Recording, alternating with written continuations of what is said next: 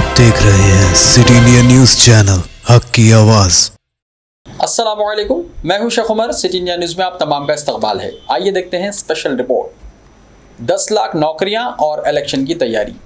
तो टॉपिक शुरू करने से पहले आप तमाम से गुजारिश करूंगा कि वीडियो को लाइक शेयर करते हुए हमारे इस यूट्यूब चैनल को सब्सक्राइब ज़रूर कर लीजिए, ताकि ऐसी ही दिलचस्प और मालूमाती वीडियोस आइंदा भी आपको मिलती रहे। मरकज़ की नरेंद्र मोदी हुकूमत ने ऐसा लगता है कि आइंदा पार्लियामेंट के इलेक्शन की तैयारियों का आगाज़ कर दिया है। यही वजह है कि अवाम को नित नए अंदाज से वरगलाने की कोशिशें हो रही हैं। हर साल 2 करोड़ नौजवानों को रोजगार फराहम करने का वायदा करते हुए इख्तिदार हासिल करने वाले नरेंद्र मोदी ने गुज़िश्ता 8 बरसों में कभी भी मुलाजिमतों के मसले पर तवज्जो नहीं दी। इसके बरखिलाफ जो नौकरियां थीं वो भी कोरोना की वजह से मुतासिर हो गई। लाखों अफराद रोजगार से महरूम हो गए थे। सनती और मैन्युफैक्चरिंग इदारों पर भी गिरती मईशत और कोरोना की वजह से मनफी असरात मुरतब हुए थे।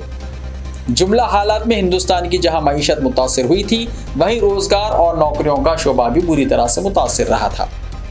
मुख्तलिफ रियासती हुकूमतों की जानिब से भी सरकारी भर्तियों का सिलसिला रोक दिया गया था और सिर्फ कॉन्ट्रैक्ट बुनियादों पर या फिर आउटसोर्सिंग बुनियादों पर काम किया जा रहा था।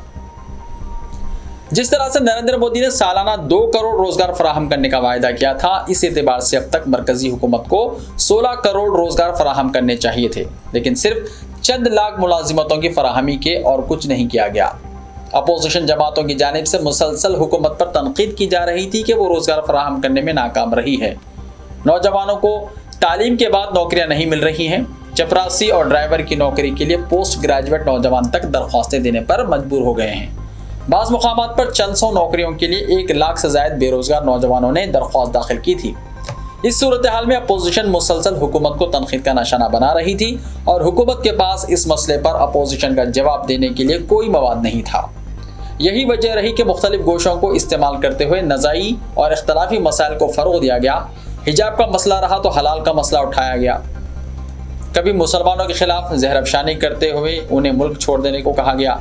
कभी टीवी मुबाहिस के जरिए नफरत फैलाई गई तो कभी कोई और तरीका इख्तियार किया गया।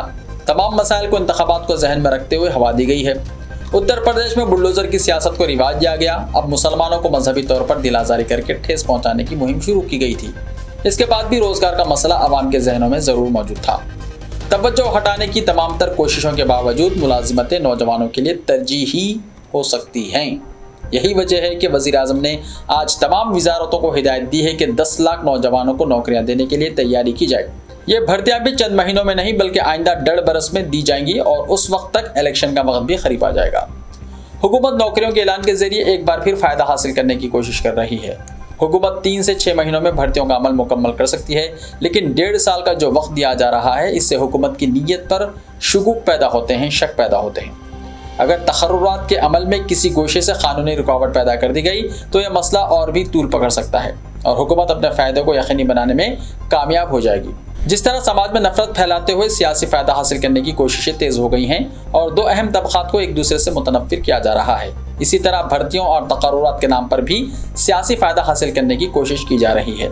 इस मामले में हुकूमत की नीयत पर शक पैदा होने और सवाल करने का रद्द अमल फितरी ही कहा जा सकता है। एक और पहलू ये भी है कि सिर्फ कोरोना की वजह से लाखों अफराद रोजगार से महरूम हो गए हैं, उनकी मुलाजिमतें छिन गई। अगर अब हुकूमत की जानिब से 10 लाख तकर्रुरात किए भी जाते हैं तो ये नाकाफ़ी होंगे।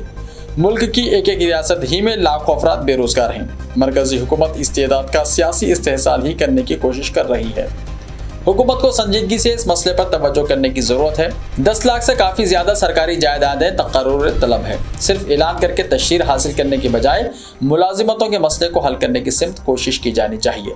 इंतखाबी फ़ायदा हुकूमत का मकसद नहीं होना चाहिए। ऐसे ही ताज़ा तरीन खबरों के लिए देखते रहिए सिटी इंडिया टीवी। तो मिलते हैं कल, तब तक के लिए अपना ख्याल रखिए। अल्लाह हाफ़िज़।